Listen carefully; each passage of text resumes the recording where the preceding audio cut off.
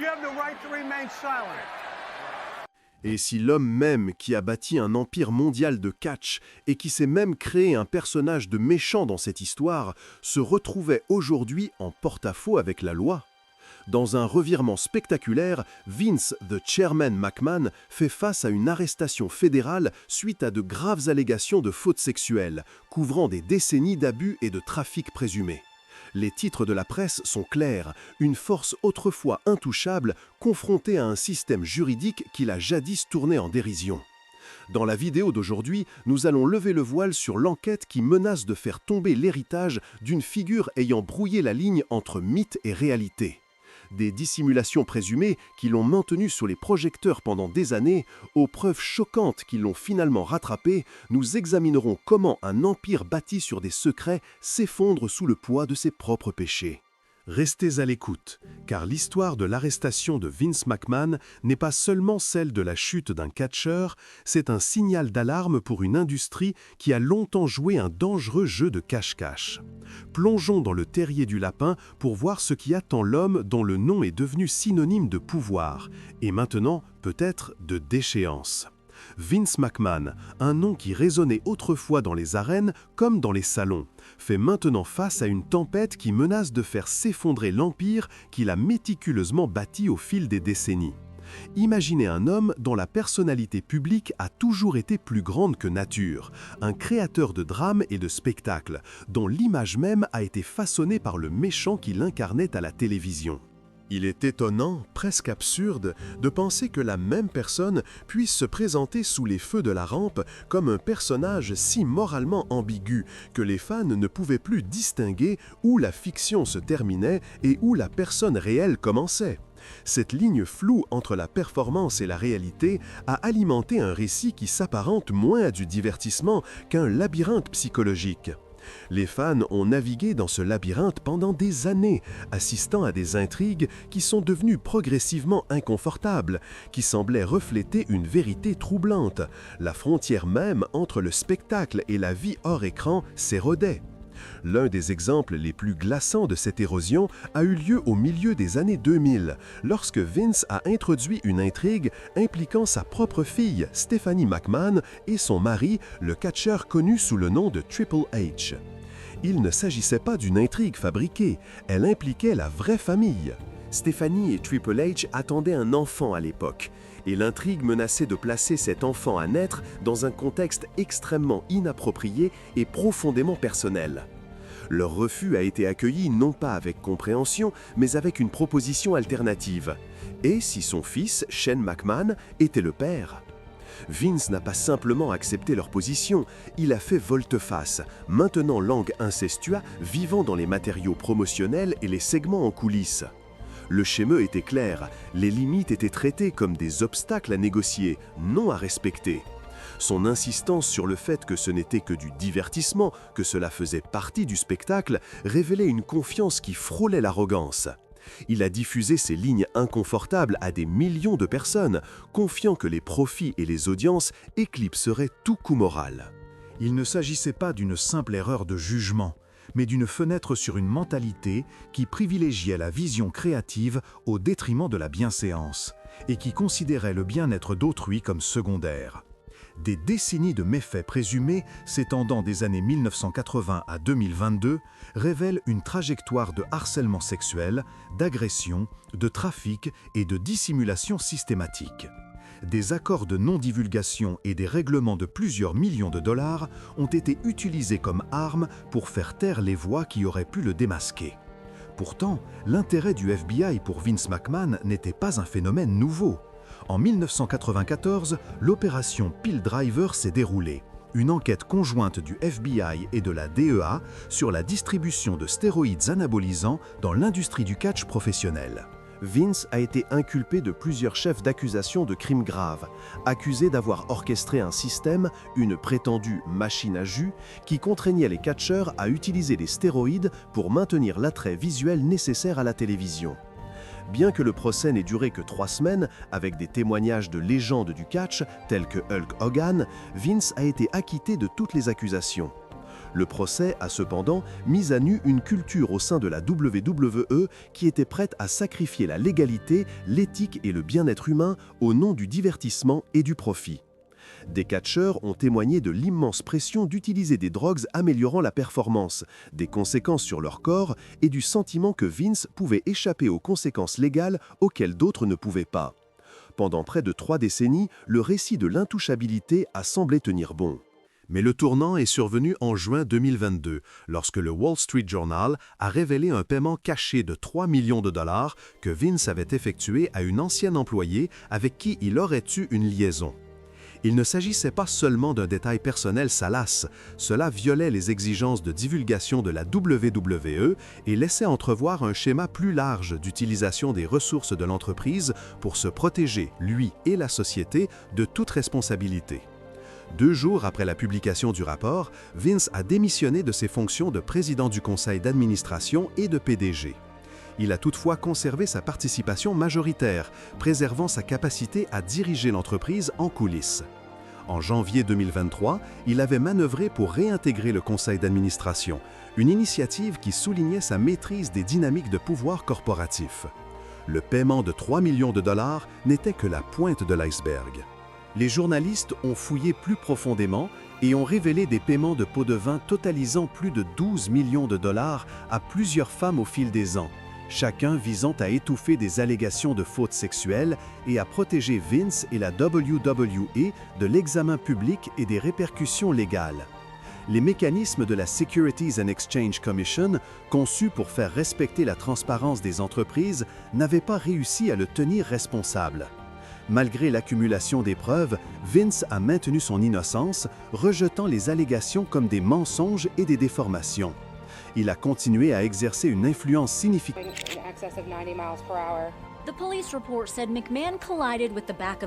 sur la WWE et sa société mère, TKO Group Holdings, formée par une fusion avec l'UFC en 2023. La fusion a entraîné un examen minutieux accru, car TKO a explicitement averti les investisseurs dans les documents déposés auprès de la SEC que la présence de Vince au conseil d'administration pourrait exposer la société à une publicité négative et à des impacts financiers et opérationnels défavorables. Ces avertissements ont déclenché une nouvelle enquête du FBI, cette fois axée sur des accusations bien plus graves, agression sexuelle, trafic et une dissimulation qui a atteint les plus hauts niveaux de l'une des sociétés de divertissement les plus reconnaissables d'Amérique. La plainte qui a fait basculer la situation a été déposée le 25 janvier 2024. Une ancienne employée de la WWE, nommée Janelle Grant, a intenté un procès fédéral qui dépassait les négociations de règlement habituelles. Elle a choisi d'être identifiée publiquement, une décision courageuse étant donné la nature explicite et profondément troublante de ces allégations. La plainte, s'étendant sur 67 pages, s'apparentait moins à une action civile qu'à un acte d'accusation criminelle. Elle détaillait des années d'abus sexuels présumés, de trafic et de manipulation psychologique qui, selon Grant, avaient détruit sa vie. Selon la plainte, Grant a rencontré Vince en 2019 alors qu'il vivait dans le même immeuble dans le Connecticut. À cette époque, elle était aide-soignante à temps plein pour ses 2 parents décédés récemment et la maison familiale avait été perdue suite à une faillite. Elle était en deuil, financièrement contrainte et émotionnellement dévastée. Vince, selon la plainte, s'est lié d'amitié avec elle pendant cette période vulnérable, lui offrant son soutien et lui promettant finalement un rôle au sein de l'entreprise. La plainte dresse un tableau déchirant d'un homme qui a tiré parti de son pouvoir et de sa position pour exploiter une femme déjà en détresse, l'entraînant finalement dans un réseau de tromperie et de contrôle. Ces révélations ont ébranlé les fondations d'une industrie qui prospère sur le spectacle. Le récit de Vince McMahon, autrefois empreint d'une ambition implacable et d'une narration visionnaire, a été réécrit dans les titres de presse, les dossiers judiciaires et le discours public. L'histoire ne concerne plus un showman charismatique qui a bâti un empire, elle concerne maintenant un homme dont le pouvoir incontrôlé a facilité une série de crimes s'étendant sur des décennies. L'enquête fédérale est prête à approfondir, révélant si les allégations d'agression sexuelle et de trafic n'étaient que des incidents isolés ou faisaient partie d'un abus systémique plus large qui a imprégné les opérations de la WWE. Alors que le processus juridique se déroule, le monde du divertissement observe, et la question demeure. Une institution construite sur l'illusion peut-elle perdurer lorsque les actions de son créateur sont mises en lumière? La promesse d'un nouveau départ faite par Vince McMahon à Janelle Grant était dès le départ enveloppée dans un réseau de coercition. Lorsque les deux se sont rencontrés en 2019, Grant était encore en deuil de la perte de ses parents et de l'effondrement de leur foyer. McMahon, sentant sa vulnérabilité, lui a offert un rôle qui aurait pu stabiliser sa vie. Pourtant, chaque opportunité s'accompagnait d'une clause cachée, une relation sexuelle avec lui. Dès la première rencontre, le schéma d'abus a commencé. McMahon a accueilli Grant en sous-vêtements dans son condominium, l'a attiré près de lui et a partagé des détails intimes sur sa vie personnelle. Ce qui semblait être des taquineries affectueuses s'est rapidement transformé en exigences explicites. Grant s'est senti piégé. La perspective d'un emploi se profilait comme la seule échappatoire viable à sa détresse financière.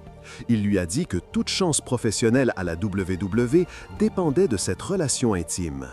Elle a obtempéré, sachant que son avenir reposait sur son approbation.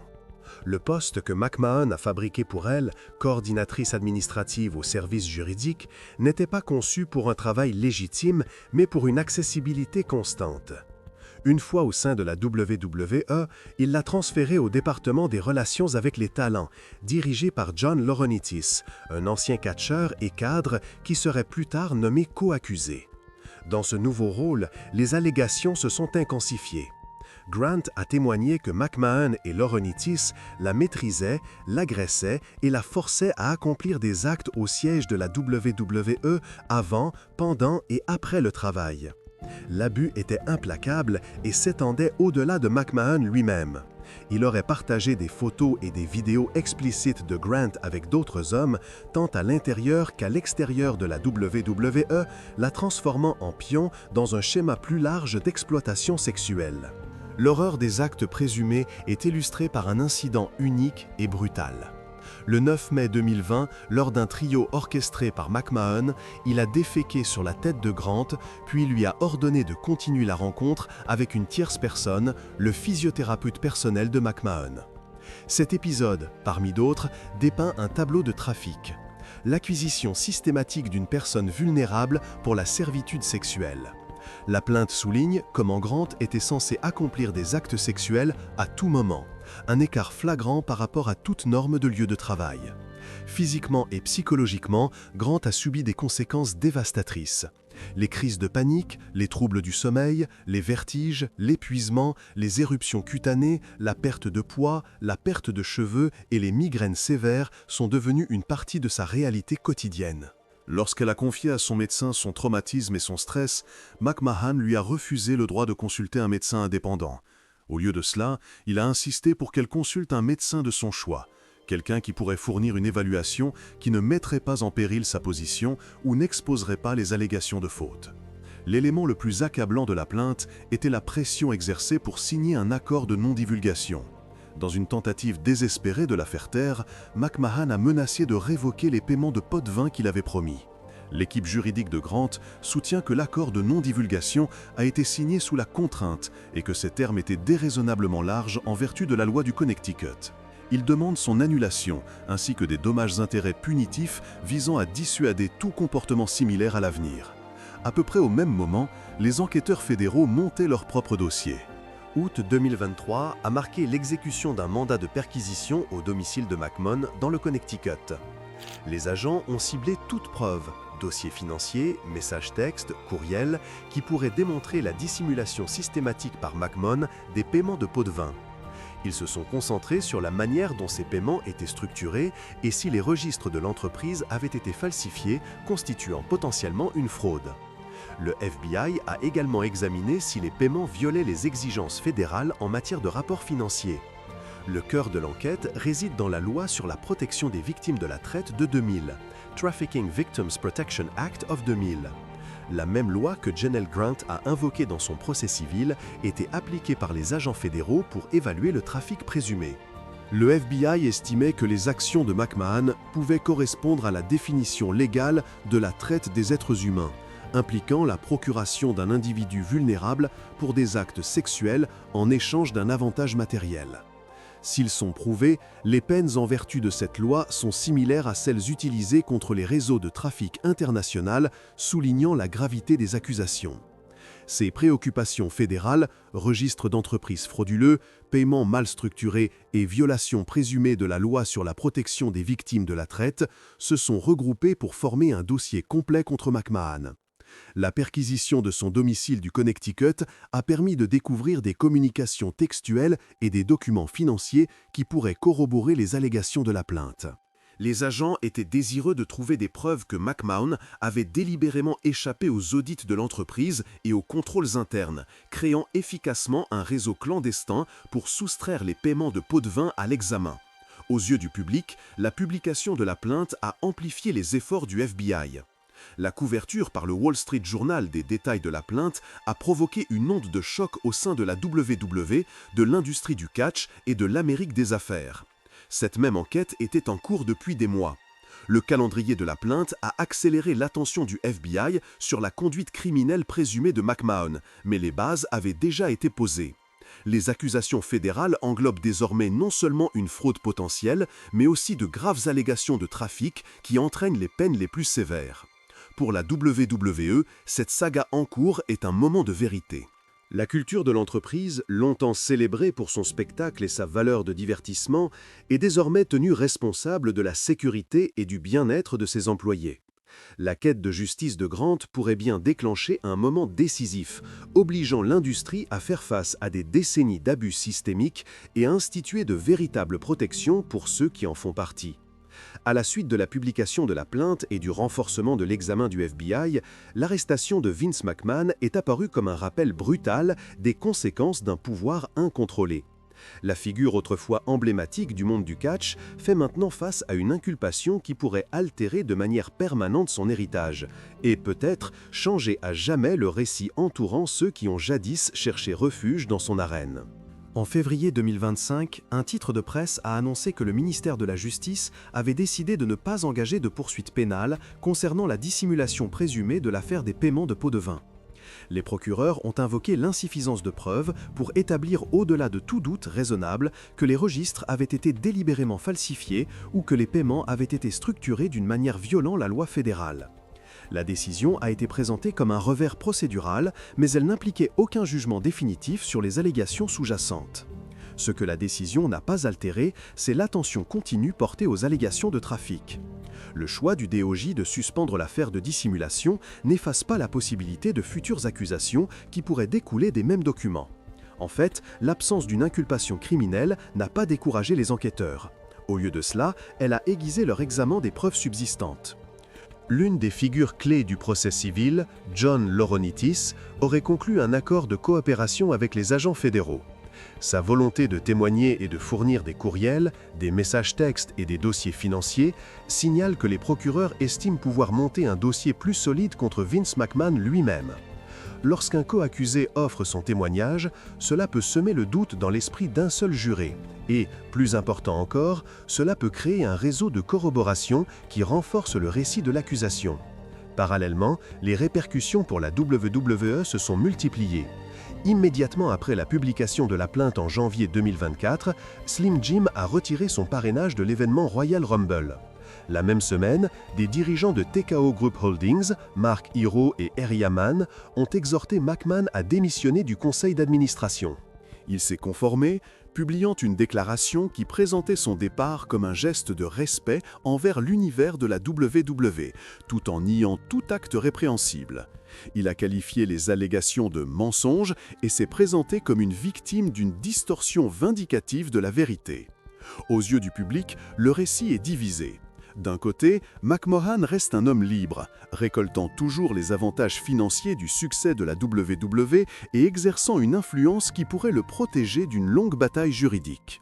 De l'autre, son équipe juridique s'est montrée implacable dans sa riposte. Leur stratégie est triple. Premièrement, ils nient toute inconduite. Deuxièmement, ils attaquent la crédibilité des accusatrices. Troisièmement, ils soutiennent que si une relation sexuelle a existé, elle était consensuelle et que l'accord de non-divulgation devrait interdire toute divulgation publique. L'équipe de la défense pointe fréquemment des échanges de textes flirtants ou apparemment inoffensifs, les présentant comme de simples plaisanteries inoffensives entre adultes. Ils affirment que le contexte juridique et corporatif de la WWE, où les interprètes échangent régulièrement des potins, des intrigues et des secrets commerciaux, pourrait expliquer les messages que les témoins interprètent maintenant comme coercitifs. Pourtant, les accords de non-divulgation, NDA, et les paiements de pots de vin compliquent ce récit. Même si un seul échange semble inoffensif en soi, le schéma des accords qui a suivi suggère une approche systématique pour faire taire. Ce schéma devient plus évident si l'on regarde au-delà de Janelle Grant. Les dossiers de découverte du procès civil contiennent des références à plusieurs autres femmes qui auraient été approchées, exploitées et ensuite payées pour garder le silence. Chacun de ces cas a été résolu par un règlement, chacun scellé par un puissant accord de non-divulgation. Le nombre même de victimes, l'étendue des règlements et la cohérence de la documentation créent un portrait glaçant d'une culture qui a privilégié la rentabilité au détriment de la sécurité. L'image de la WWE en tant qu'institution culturelle qui offre des modèles et un spectacle palpitant a été ébranlée par ces révélations. Les fans qui célébraient autrefois la méchanceté de Vince McMahon à l'écran sont maintenant contraints d'affronter la possibilité que la cruauté qu'ils admiraient ait pu être le reflet d'abus réels hors écran. Les catcheurs qui ont grandi sous la bannière de l'entreprise se retrouvent à naviguer dans un paysage complexe, la loyauté envers une marque qui est devenue à la fois un gagne-pain et un sujet d'examen juridique. La conversation publique souligne également la difficulté pour les gens ordinaires de défier les puissants. Même avec des documents et des témoins, le système juridique exige un examen méticuleux de chaque allégation. Le contre-interrogatoire dans l'affaire civile a déjà révélé des incohérences. Mais le schéma de comportement, règlements répétés de pots de vin, accords de non-divulgation qui réduisent au silence les témoignages et une culture d'entreprise qui tolère l'exploitation reste un argument convaincant. Au sein du bureau du FBI, les enquêteurs continuent de passer au crible la trace numérique laissée par McMahon et ses associés. Les mêmes courriels que le DOJ a jugés insuffisants pour l'affaire de dissimulation pourraient, lorsqu'ils sont examinés sous l'angle du trafic, brosser un tableau différent. La découverte de la coopération de John Laurinaitis implique en outre que les preuves sont loin d'être closes. Même si la voie pénale stagne, la poursuite civile et l'enquête fédérale en cours maintiennent la pression. Pour la WWE, le défi est double. L'entreprise doit maintenir sa production de divertissement et l'engagement de ses fans mondiaux, tout en se distanciant simultanément de la conduite répréhensible présumée de son fondateur. Cela a conduit à un effort de repositionnement de marque prudent, à des déclarations publiques d'engagement envers la sécurité et le bien-être et à une attention renouvelée à la conformité. Pourtant, l'empire qu'il a construit, un empire qui prospère sur le spectacle, la nostalgie et la fidélité à la marque, continue de générer des revenus que McMahon a contribué à façonner. L'histoire reste inachevée. La présomption d'innocence de Vince McMahon et son droit à un procès équitable sont inattaquables. Pourtant, les preuves cumulées qui ont fait surface, accords de non-divulgation, règlements, dossiers financiers et témoignages, forcent une remise en question plus large. Que le système judiciaire le déclare finalement coupable ou qu'il en ressorte indemne, la donne a changé. L'ère où une figure unique pouvait utiliser de puissants contrats pour enterrer des décennies de méfaits présumés semble avoir pris fin. Pendant ce temps, le courage de Janelle Grant est mis à l'épreuve. Elle endure des contre-interrogatoires, son passé et son traumatisme étant disséqués dans des salles d'audience à la fois intimes et publiques. Sa plainte reste un processus vivant et respirant qui apportera soit une conclusion, soit continuera de soulever des questions. L'enquête du FBI, l'affaire civile, le contre-coup corporatif et le discours public en cours forment ensemble un nouveau type de responsabilisation. Pour la première fois depuis décennies, l'homme qui contrôlait autrefois le récit du monde du catch est confronté à la fois devant les tribunaux et à la une des journaux. Le verdict, qu'il s'agisse d'une condamnation pénale, d'un jugement civil ou d'un compromis, reste incertain. Mais la conversation qu'il a suscitée est indéniable. Les schémas d'abus ne peuvent être ignorés, et l'héritage bâti sur les pots de vin et les accords de non-divulgation est désormais sous le microscope. L'ère de la rétribution silencieuse est révolue, et le monde du catch doit faire face à ce que signifie opérer sous le poids de ces révélations. Le témoignage de Janelle Grant, autrefois un murmure discret derrière une vitre, résonne maintenant dans tous les recoins du monde du catch. Alors qu'elle récite chaque souvenir douloureux, le silence de la salle d'audience s'alourdit, un rappel tangible que le poids du passé refuse d'être tu. Dans une pièce remplie d'avocats, de journalistes et d'une poignée de fans de catch qui l'avaient autrefois applaudi, le silence devient un témoin à part entière. Une affirmation audible que les révélations ne sont pas de simples allégations, mais un dossier vivant et respirant d'abus. L'enquête du FBI prend un tournant décisif lorsqu'un audit numérique des communications internes de l'entreprise révèle une archive cachée de courriels que le ministère de la Justice avait précédemment jugée sans importance. Dans ce trésor, une série de messages entre cadres discutent de stratégies de mitigation des risques qui, après un examen plus approfondi, ressemblent à un système clandestin conçu pour protéger l'image publique de l'entreprise au détriment de ses artistes. Le langage, des termes comme « protéger l'intégrité de la marque » et « gérer la perception des parties prenantes » suggèrent un effort prémédité pour supprimer les voix dissidentes et maintenir une façade d'invincibilité. Le fait que ces correspondances soient datées des mêmes années que plusieurs règlements très médiatisés souligne la nature systémique de la culture du silence. Parallèlement, le comité d'examen interne de la WWE, réuni après la première vague de protestations publiques, a commencé à mettre en œuvre des changements radicaux. Des modules de formation obligatoires sur la sécurité ont été introduits pour tous les talents, avec un accent sur le bien-être psychologique en plus de la santé physique. Un nouveau bureau de la conformité rapporte désormais directement au conseil d'administration, indépendamment des divisions créatives et des relations avec les talents. L'entreprise a annoncé publiquement la mise en place d'une ligne téléphonique confidentielle offrant aux artistes un espace sûr pour exprimer leurs préoccupations sans crainte de représailles ou de pénalités contractuelles. Ce changement, cependant, n'efface pas le fait que l'infrastructure permettant les abus était en place depuis décennies. Et la question demeure de savoir si ces nouvelles mesures sont purement performatives ou une tentative de transformation authentique.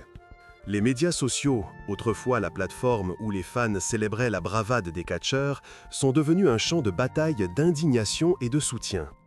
Des hashtags comme #Justice pour Janelle et #WWE-Reform sont tendance sur les réseaux, attirant l'attention de la communauté du catch et des médias grand public.